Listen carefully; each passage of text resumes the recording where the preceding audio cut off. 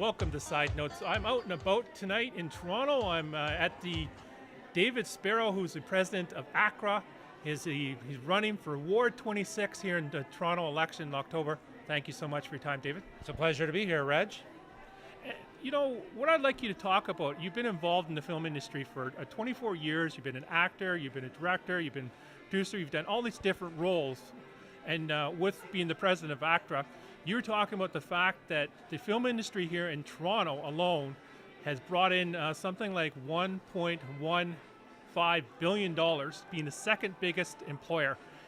What kind of programs do you foresee in the future that actually could take it from second and possibly into the top employer here in Toronto?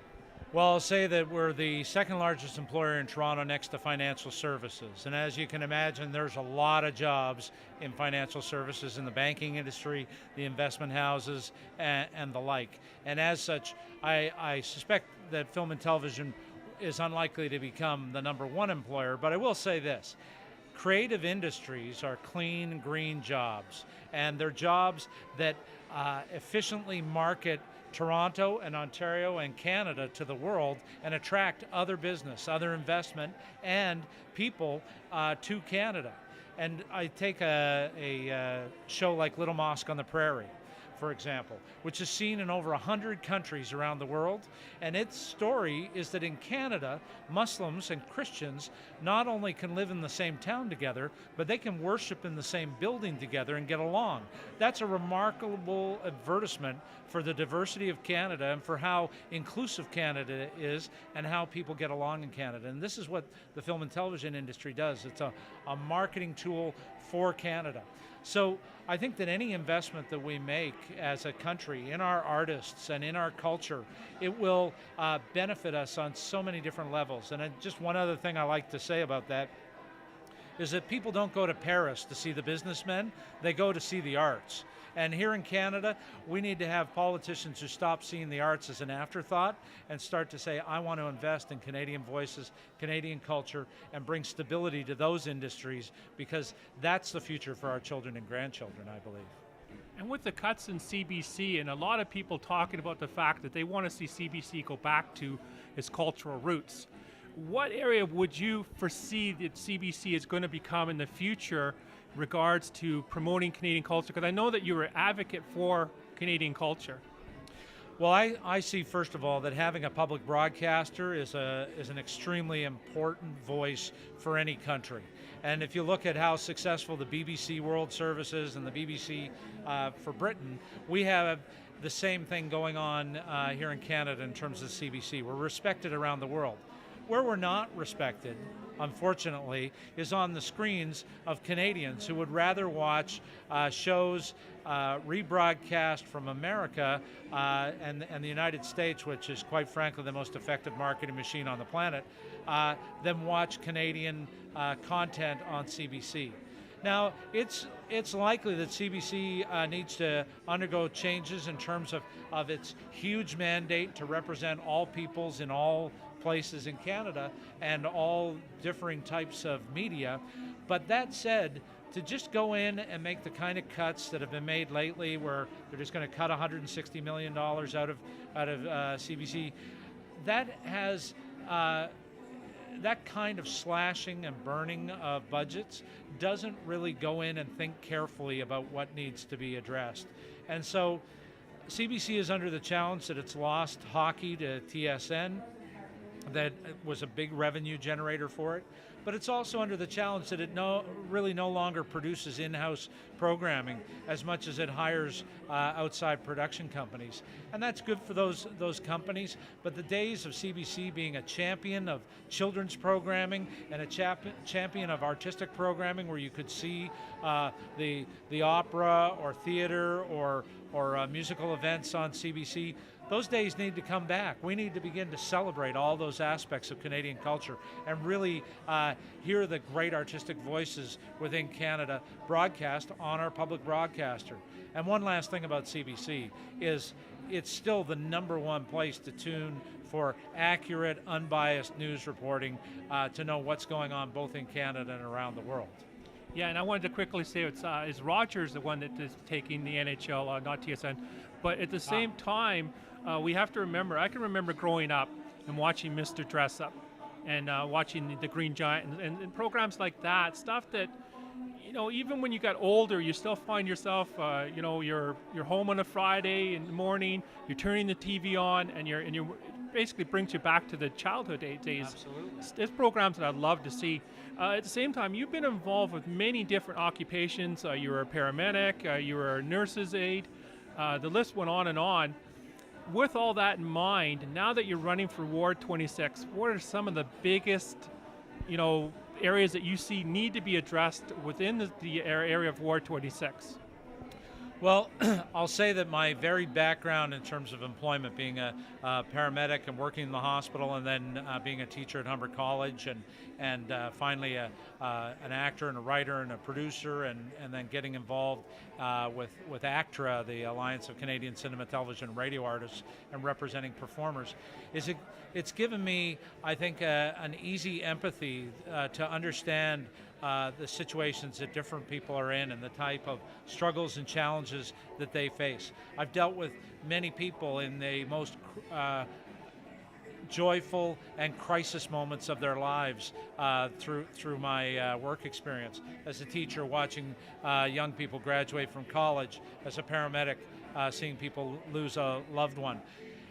It's made me understand that when I'm talking to a senior who's talking about something that may not mean a lot on the grand scale, they have to sell their home after 30 or 40 years, and they're needing to leave the neighborhood in order to be in an assisted living center that's outside of their neighborhood or even outside of their city, that kind of, it hits me stronger perhaps than some folks, because I have had the communications with people in those situations. I've dealt with seniors who have had health issues. And so as I look at folks who are having those life-changing moments, it makes me want to provide services in the city that will help address those problems. So can we build assisted living centers in Ward 26 that will allow people to age in place?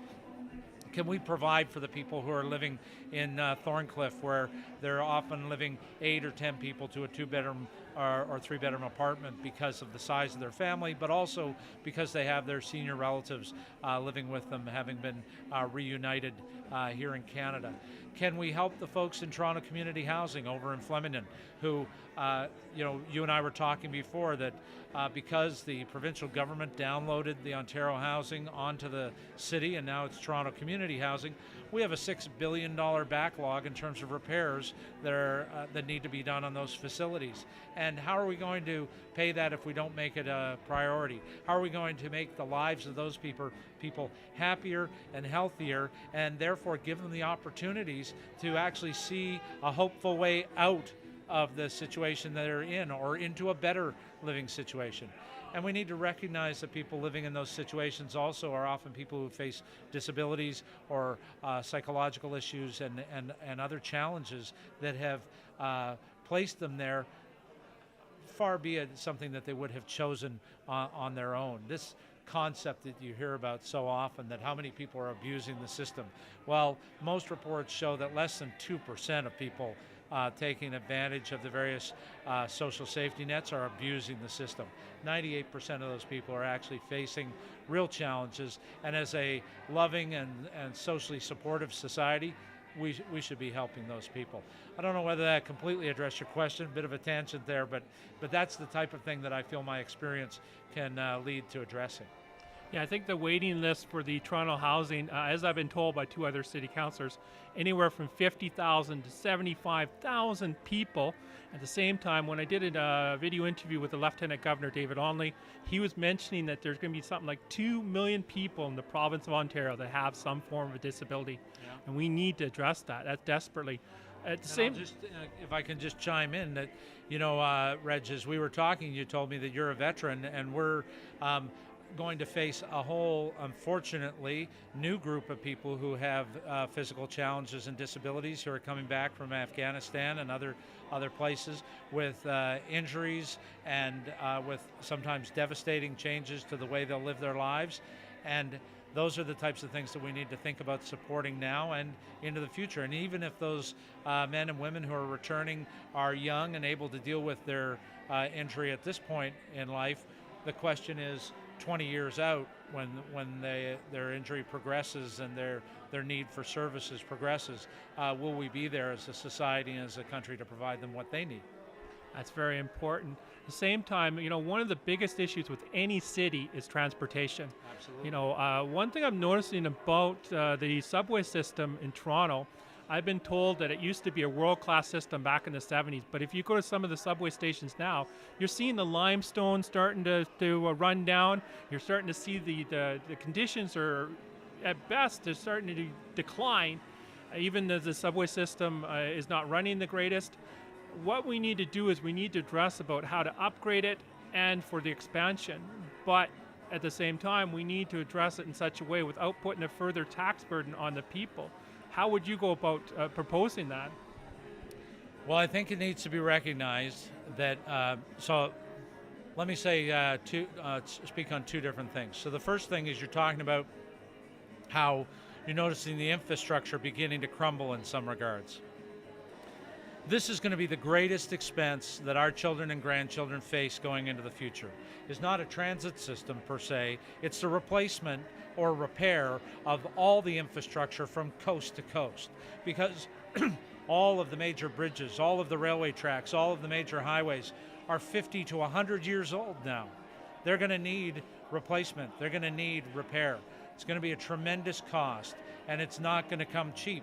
However, it's also going to provide tens of thousands of jobs to those future generations as they work on repairing and replacing those structures.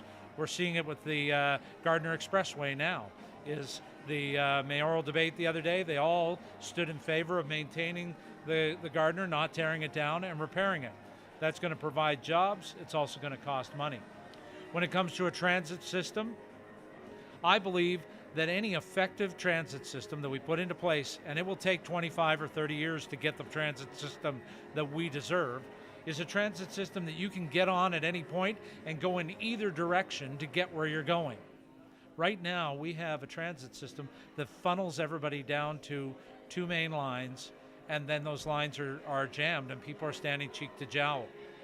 We need to devise a transit system that begins to link the Shepherd line to whatever happens out in Scarborough, that links the Spadina line out through York University and then on to Pearson Airport and down to Kipling Station, so that when you get on the train, you can decide, I'll either go this way or that way to get to work. That'll give choices. It'll also allow us, when there's a disruption, to still send trains back in the other direction and move people. So now to your question about how do we fund all this. Building subways is not cheap. Building LRTs is not cheap. This is going to have to be done by all three levels of government. And I recognize that there's only one taxpayer, so it's coming out of our pocket one way or another.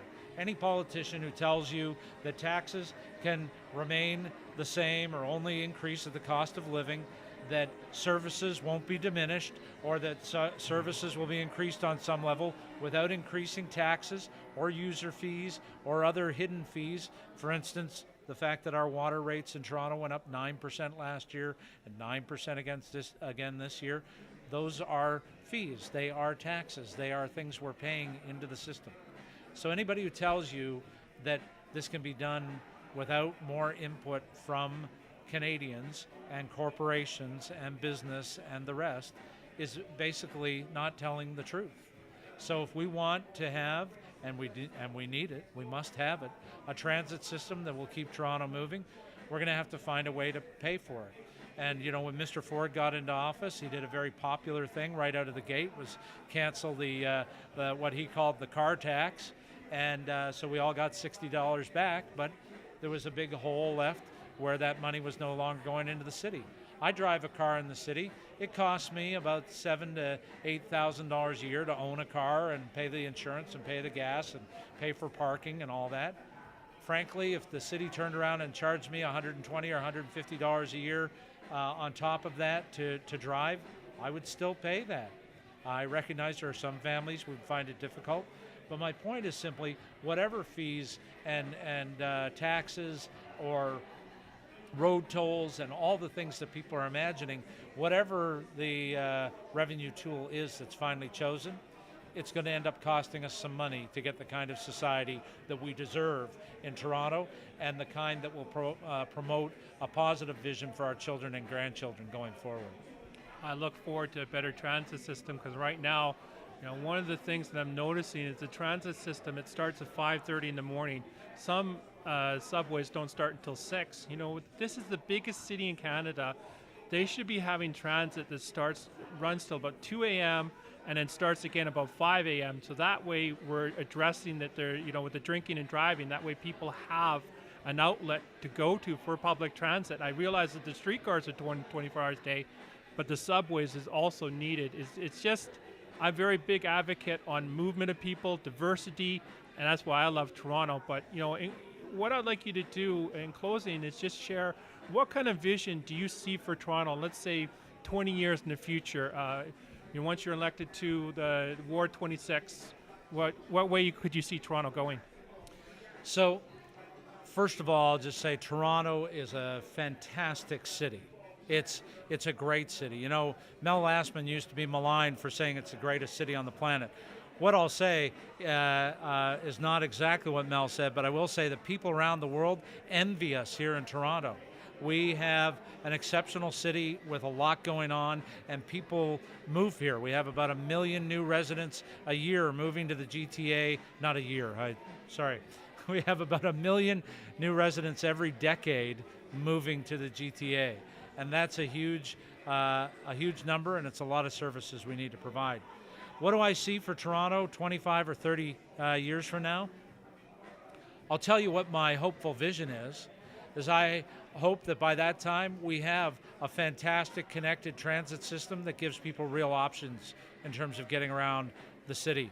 I hope that we have options in terms of where people will live and affordable housing options, so that we don't end up with just a completely gentrified downtown and such, so that folks who face perhaps the greatest income challenges have to live far, far from where they work and take all that extra time to get to work. It would be nice to have employment still in the city so that people can live where they work. I've been reading a great book called Happy City, and it talks about how happy population, a healthy population, is a more engaged population, that happiness and health and good citizenship are all tied together. And I see that for Toronto. I notice when people are just being kind to one another and are going out of their way during the ice storm and the aftermath of the ice storm, how neighbors who perhaps hadn't even associated much before were suddenly out helping each other clean up debris or checking on seniors nearby, etc. And it reminded me of the kind of community I grew up in when I was a child in Etobicoke, and we knew all the seniors in the neighborhood, and we would do chores for them, and my mother and father would make sure that we were out there helping Mr. Lowry and Mrs. Hendy and Mrs. Walker and all those, and ensuring that our community was a strong one. And I hope for my children that 30 years from now, that's what Toronto will still be. It's easy to watch, especially American television, and feel like there's a very dark future ahead and some post-apocalyptic age where people won't be caring for one another. And my hope is that a city like Toronto, where diversity is our strength and we focus on inclusion and supporting one another, that it'll be a beacon to the world on the kind of society that we should have, and that our young people and the next generation can thrive and continue to make Canada a great place to be. And your website, David? It's davidsparrow.ca. Thank you so much. Thank you so much, Reg. You take care.